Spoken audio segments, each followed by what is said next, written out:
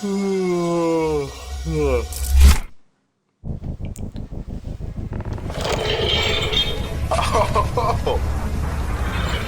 you know what?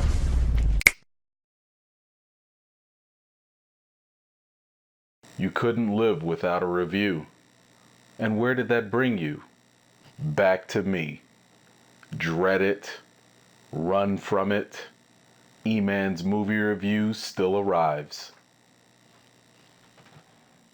Now, and I'll do whatever it takes to deliver the spoiler-free review that you all have been waiting for. And if you're wondering why my Infinity Gauntlet looks so janky, I'll explain that coming up next.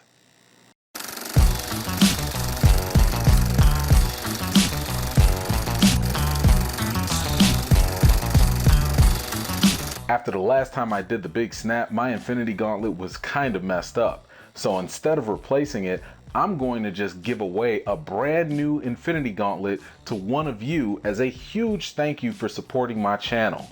One lucky winner will win a brand new Infinity Gauntlet, and all you have to do is be a subscriber to my channel, and in the comment section of this video, be sure to include the secret word that I'll reveal somewhere in this video. Keep your eyes open so you don't miss it. Okay, let's get on to the review. Let's do a quick intro. After the devastating snap from Thanos to wipe away half of the life of the entire universe, the Avengers come together to do one final desperate play to save the world. Enough of that, let's get right into the good. The good.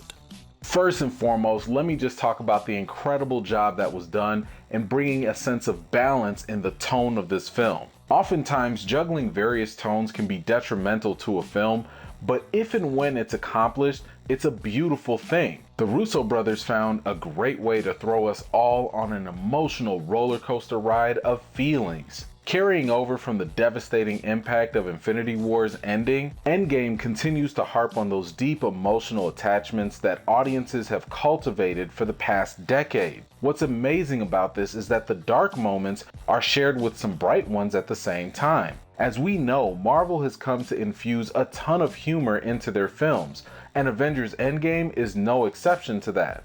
There are a number of running jokes, hilarious one-liners, and comedic scenes that'll be sure to bust some guts.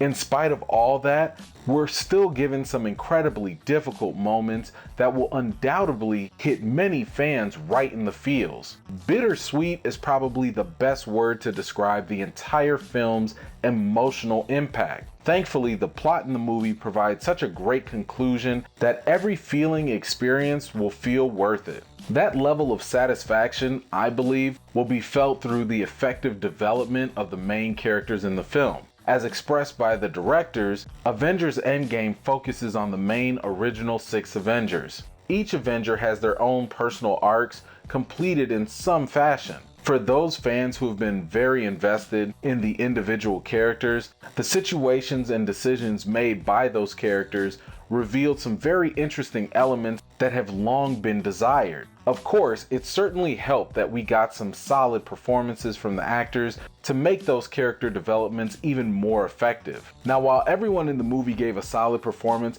I do think that there were a couple standouts. I thought that both Jeremy Renner, who plays Hawkeye, and Scarlett Johansson as Black Widow had some of the strongest acting performances in the film. Both actors had a character that dealt with some incredible internal anguish that was perfectly conveyed on screen.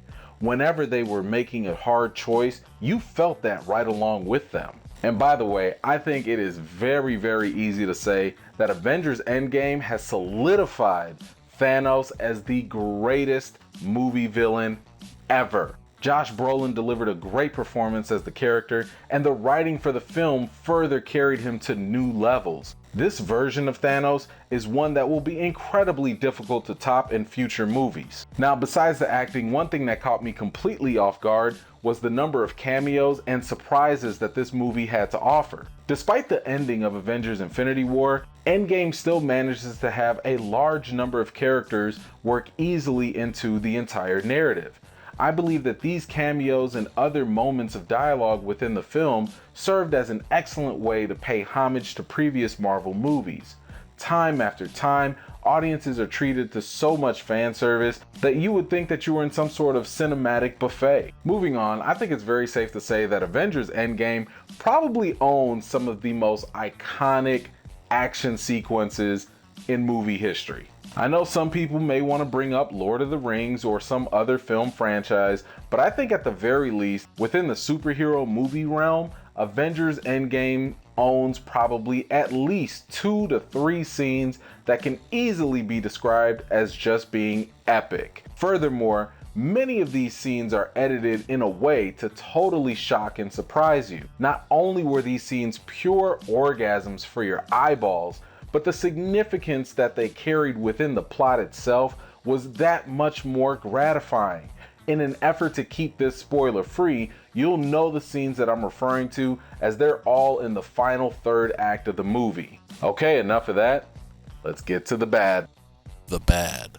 One of the biggest issues I had with this film was some of the choppy editing. The movie is already 3 hours long, and while you don't feel the impact of those 3 hours, there were still a few scenes that really could have used a little bit more solidifying. There's a scene early on in the movie that still rubs me the wrong way at just how convenient a major plot point gets resolved. And there's some other scenes in the movie where basically certain things happen a little too conveniently and a little too easily just to move the story along. It might have been done in an effort to subvert a lot of those fan theories out there, but still, for the sake of the movie, I just thought some scenes were done very cheaply and felt not only rushed but underdeveloped. There were also a couple of those really funny comedic scenes that could have stood to be cut after a minute or two. The diner scene or even Thor's home visit definitely could have been cut down a little bit. Again, they are funny moments, but sometimes the best way to preserve a funny joke is to know when to stop and walk away. That didn't always happen in Avengers Endgame, unfortunately. Another concern that I do have with Avengers Endgame is that there is an element within the plot that I personally think might be a little too confusing for casual moviegoers. There are some heavy concepts that are dealt with in this film, and while the movie does make a commendable effort to explain these ideas, it may get lost in translation for some people. It's my suspicion that Marvel may have purposely left some of those ideas and plot points open in order to have their Disney Plus streaming shows fill in the gaps a lot later. However, that still doesn't necessarily excuse some of the confusion that might be experienced either. Lastly, and this is kind of a tricky one, Avengers Endgame is kind of a victim of its own intention. What I mean is that the movie is intended to be a culmination movie, just like Avengers Infinity War.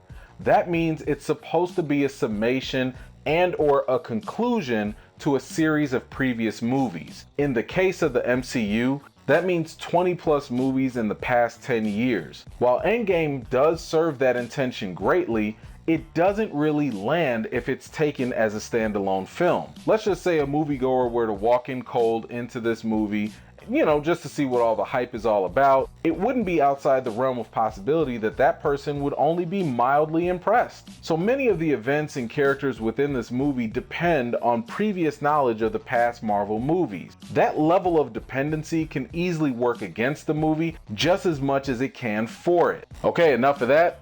Let's get to the reason. The reason. Avengers Endgame is a bittersweet love letter to Marvel fans that ushers in a satisfying amount of closure. This was truly a grand adventure that ultimately had to come to a close. For those who may have doubted about the level of stakes from the results of Infinity War, those stakes still counted in Avengers Endgame. There's nothing really cheap about what they did in this movie because everything mattered. Every choice and course of action mattered to the characters and to the larger narrative within the MCU. As I mentioned earlier, because Avengers Endgame is a culmination movie, it's definitely highly recommended to go in with as much knowledge of the previous Marvel movies beforehand. Now, if you don't have the time to watch all those 20-something odd movies, then you might want to check out my very unique list of 5 Marvel movies that I believe can help prepare you for Avengers Endgame. Again, I would definitely recommend you watching everything in chronological order But if you don't have the time, then that video is available for you to watch too. Now I understand that many of you have some burning questions, so let me try and address some of the most common ones. If you want to know if Avengers Endgame was better or worse than Avengers Infinity War, then you're certainly free to watch my previous review for Avengers Infinity War and compare it with this one to get your answer. However, I believe that both movies serve different purposes, so it's really hard to judge them against one another. For example, Avengers Infinity War served the purpose of setting the ultimate stage for a climactic adventure. Avengers Endgame served the purpose of bringing that to a final close. With two different purposes, again, I don't think it's fair to compare both movies, as they both did a magnificent job at accomplishing their individual goals. Now, if you were wondering if there is a post-credit scene after the movie, I didn't actually get one during my press screening. Now, that does not mean that there won't be a post-credit scene after the worldwide release.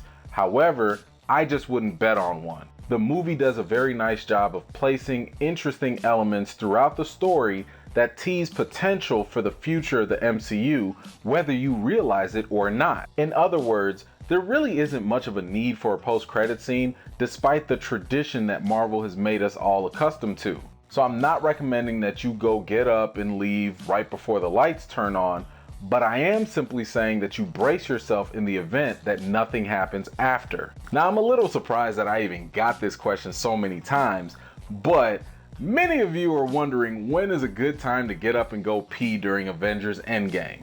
Well, my official recommendation is only before and after the movie. However, I understand things happen, so if you really need to make an emergency run, I would recommend that the best time to go would be the scene when they go visit Thor's home. Yeah, you'll get a nice laugh, but that scene, in my opinion, kind of drags on a bit, and a bathroom break won't hurt at all. Just be sure to hurry back. Okay, so when it comes to the rating for Avengers Endgame, I've got to give it a 9 out of 10. Despite not being a perfect movie, Avengers Endgame is still a very excellent movie. I absolutely do believe that Avengers Endgame is totally worth your time and money in theaters. And I do think that it matches the expectations and hype that we've all been building up for. Now, I would wave a huge flag of caution to avoid any and all spoilers if possible. The directors and movie studio have gone through some really great lengths to purposely keep many things a surprise for viewers. A lot of the trailers really are a lie, and a lot of theories and plot leaks and rumors were really wrong. The surprises in the movie are well worth the wait, even if you happen to be one of those miraculous people that don't mind movie spoilers. If you were to ever make an exception in your life to avoid spoilers, Avengers Endgame would be it. In my opinion, it's just simply not worth it. As a matter of fact, you can watch the movie and be surprised as it's intended to be viewed, and you can consider that your spoiler when you go see the movie a second time. Look, just do whatever it takes to go see Avengers Endgame in theaters. Alright, so let me ask you guys a really dumb question for a second. How excited are you to go see Avengers Endgame?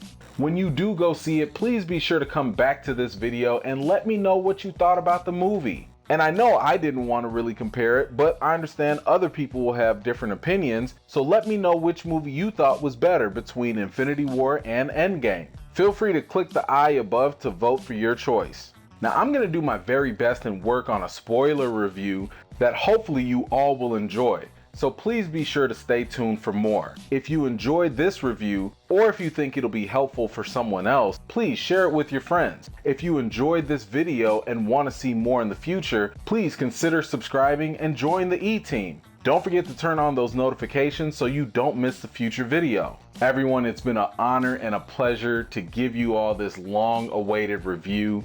I have so many more videos and reviews to do for you all. And until next time, I'll see you all later.